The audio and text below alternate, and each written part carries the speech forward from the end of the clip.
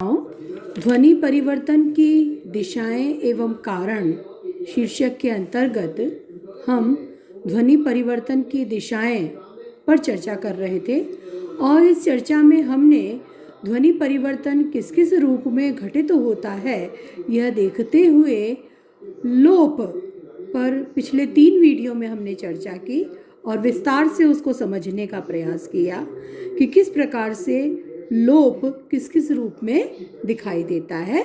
आइए आज हम इससे अगला जो ध्वनि परिवर्तन का स्वरूप है उसे समझने का प्रयास करते हैं। तो लोप के पश्चात आता है आगम। आगम लोप का उल्टा है। लोप में लुप्त होती है ध्वनि, ध्वनि गायब हो जाती है। शब्द का स्वरूप ऐसा हो जाता है कि पहले जो ध्वनियाँ उसमें थी अब वो उसमें नहीं है और वो स्वर और व्यंजन दोनों रूपों में भी होती है और स्वर व्यंजन में भी होती है। ठीक है, इसको हम समझ चुके हैं। इसका विपरीत आगम है। तो आगम में मुख सौकर्य या उच्चारण सुविधा के कारण कई बार शब्दों में ध्वनि का आगम होता है। यह ध्वनि आगम शब्द के प्रारंभ में भी हो सकता है, जैसे हमने लोप में देखा था वैसे ही प्रारंभ में भी हो सकता है, मध्य में भी हो सकता है और अंत में भी हो सकता है। और यह आगम भी स्वर व्यंजन और स्वर व्यंजन हर रूप में दिखाई देता है। तो आइए हम उदाहरण के साथ इसे भी विस्तार से समझने का प्रयास करते हैं।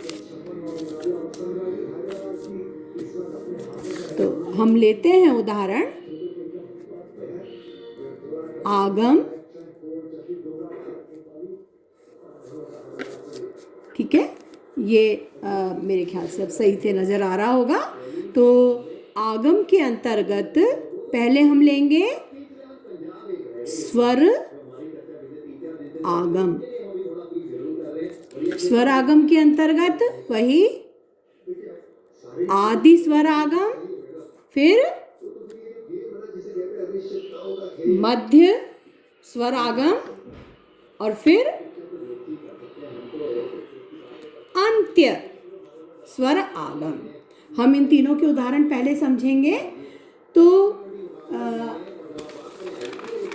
आदि स्वर आगम को हम पहले समझते हैं कि उच्चारण सुविधा के कारण कभी कभी शब्द के उच्चारण के आरंभ में नया स्वर आ जाता है और प्रायः संयुक्त व्यंजन के साथ ऐसा होता है। नए स्वर का आगम हो जाता है प्रारंभ में।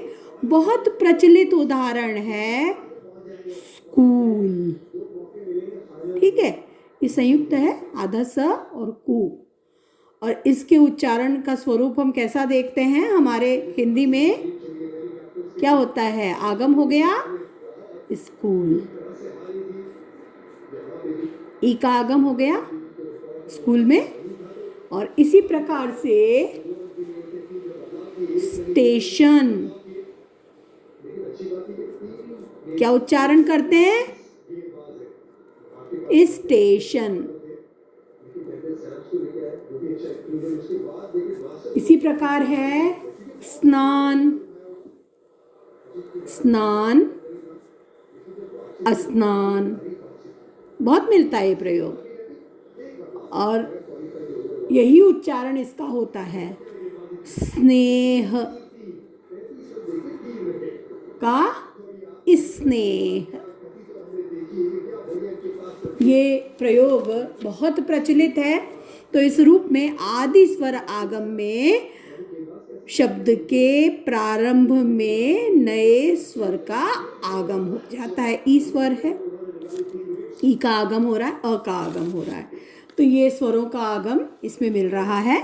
मध्य स्वर आगम में क्या देखते हैं हम, शब्द के मध्य में नवीन स्वर का आगम हो जाता है। जैसे खासतौर से संयुक्त व्यंजन का उच्चारण जब किया जाता है और उसमें कठिनाई होती है तो उच्चारण की सुविधा के लिए स्वाभाविक रूप से ही उसमें बीच में स्वर आ जाता है और संयुक्त व्यंजन टूटकर 2 भागों में विभक्त हो जाता है। ऐसे में संस्कृत में इसे स्वर भक्ति भी कहा गया है। संयुक्त व्यंजन है, 2 भागों में विभक्त हो जाता है। संस्कृत में इसे स्वर भक्ति कहते हैं और इसे हम मध्य स्वर आगम भी कह सकते हैं भाषा विज्ञान के अनुसार। अब इसके जब हम उदाहरण समझेंगे तो आपको ये बात ज़्यादा अच्छी तरह समझ में आ जाएगी और यह भी समझ में आ जाएगा कि कैसे जो संयुक्त व्यंजन है वह टूटता है, विभक्त होता है। देखिए उदाहरण हम लेते हैं, पंजाबी लोग संयुक्त व्यंजनों को मध्य स्वर आगम द्वारा आसान करते हैं प्रायः, जैसे वही स्कूल शब्द स्कूल, ठीक है, इसमें मध्य में स्वर का आगम हुआ। कैसे हुआ मैं आपको बता देती हूँ। हम स्कूल के विभाग करेंगे पहले, स हलंत है, ठीक है, फिर क हलंत, फिर उ, फिर ल हलंत और अ, यही ध्वनियाँ है इसमें। अब इसमें मध्य में स्वर का आगम कैसे हुआ? स हलंत प्लस अ हो गया, तो ये मध्य में स्वर का आगम हो रहा है। फिर वही सारी प्रक्रिया आप समझ चुके हैं, सारी ध्वनियाँ जान चुके हैं। तो मध्य स्वर आगम कैसे हुआ, ये हमने स्कूल, स्कूल का स्कूल हुआ, और इससे क्या हुआ, जो संयुक्त व्यंजन है वो विभक्त हो गया। स्कू संयुक्त व्यंजन था स्कू, ठीक है, विभक्त हो गया, उसमें अ बीच में आ गया, सकू हो गया। तो इसको स्वर भक्ति संस्कृत में कहा जाता है और हिंदी में हम इसे, ये संस्कृत में स्वर भक्ति के रूप में भी यह प्रचलित है और भाषा विज्ञान के अनुसार इसे हम मध्य स्वर आगम के रूप में देख सकते हैं। इसी तरह से सटेशन, सब में वही स्थिति है, सटेशन, सटूल। पंजाबी भाइयों को बोलते देखा हो तो आपको ध्यान होगा, उनके उच्चारण में हमें यह प्रयोग दिखाई देता है और स्वाभाविक रूप से प्रचलित है उनकी भाषा में। तो ये है, इसी प्रकार से हम और भी इसके उदाहरण ले सकते हैं। संस्कृत में शब्द है, इसको मैं इधर ले लेती हूँ संस्कृत का, और पृथ्वी, क्या हुआ इसका, पृथ्वी, यहाँ पे ई का आगम हो गया, ठीक है, और ई का आगम होने से ये थ हलंत था वह थी हो गया, तो इसमें ई का आगम है। इसी प्रकार से इंद्र, इंदर, और पंजाबी भाषा में तो इंदर ही बोला जाता है। सारे नाम जो उनके होते हैं, जतिंदर, परमिंदर, इंदर, वो इसी प्रकार से उच्चारण करते हैं। तो इनमें सब में हम देखते हैं, इंद्र में कैसे है, इंद्र की ध्वनियाँ समझ लीजिए आप, जिससे आपको परेशानी नहीं होगी।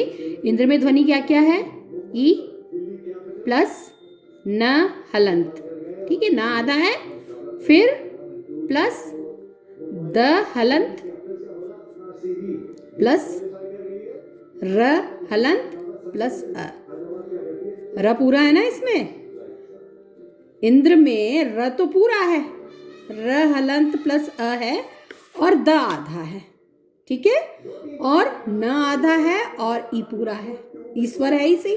तो अब इंद्र का जब इंदर होता है तो क्या हो जाता है, ई प्लस न हलंत, इन प्लस द हलंत प्लस अ, ये एक हो गया, इसमें आगम हुआ मध्य में स्वर का इन द, और फिर र हलंत प्लस अ, ये ध्वनियाँ आ गई इसमें। तो इस प्रकार से ये मध्य स्वर आगम का उदाहरण है। ये उदाहरण से आपको बात पूरी तरह से स्पष्ट हो गई होगी, और मैंने ध्वनियों को विभक्त करके इसीलिए आपको समझाया है कि आप में, आपके मन में कोई भ्रम न रहे। इंद्र, इंदर, तो इंद्र में ध्वनियाँ ये हैं, द हलंत है, उस द हलंत के स्थान पर द में अध्वनि का आगम हुआ है। इसी प्रकार से पृथ्वी, पृथ्वी, यहाँ पे थ के साथ ई का आगम हो गया। तो ये आपको स्पष्ट हो गया होगा। तो ये आपके कुछ उदाहरण हैं मध्य स्वर आगम के। इसी प्रकार से जो बोलचाल में तो ये मध्य स्वर आगम बहुत मिलता है, लेकिन कुछ शब्दों में तो ये लेखन में भी, लिपि में भी आ गया है। ठीक है, मानक भाषा में भी आ गया है। हम इसके मध्य स्वर के और उदाहरण भी ले सकते हैं, ले लेते हैं आगे, फिर हम अंत्य स्वर के लेंगे। जैसे शर्म का शरम, ये भी मध्य स्वर आगम है। आधा र है वो पूरा हो गया, उसमें अ का संयोग हुआ है। इसी प्रकार धर्म का धर्म, पूर्व का पूरब, कर्म का कर्म, मर्म का मरम, ये सारे उदाहरण इसी के हैं। अब देखिए कुछ शब्द जो मानक रूप में प्रचलित हो गए, जैसे सूर्य, इसका सूरज, सूरज। यहाँ देखिए यह भी परिवर्तित हुआ है ज में, और र है उसमें आगम हुआ है। ये र में, आधा र में अ का आगम हुआ है और ये पूरा हो गया है। तो इस प्रकार से सूर्य का सूरज, जन्म का जन्म, भक्त का भगत, ये जो कुछ हैं ये तो मानक रूप में भी प्रचलित हो गए हैं, तो लिपि में भी आ गए हैं और इसे स्वीकार कर लिया गया है। कुछ केवल बोलचाल में है। शर्म का शरम, धर्म, पूरब, करम, ये सब बोलचाल में प्रचलित हैं। अब हम लेते हैं अंत्य स्वर आगम। ठीक है, ये हमने थोड़ा सा इधर और उदाहरण थे इसलिए इधर ले लिया था। अब अंत्य स्वर आगम को हम उदाहरण के साथ समझने का प्रयास करेंगे। शब्द के अंत में नए स्वर का आ जाना अंत्य स्वर आगम कहलाता है।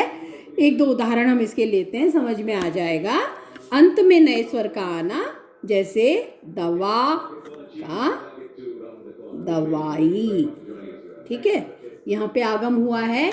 इसी तरह से विदा का विदाई, तो ये प्रयोग भी बहुत मिलता है, बहुत लोग करते देखे जाते हैं। तो इस प्रकार से ये स्वर आगम के सारे स्वरूप हमने समझ लिए। अगले वीडियो में हम व्यंजन आगम को उदाहरण के साथ समझने का प्रयास करेंगे।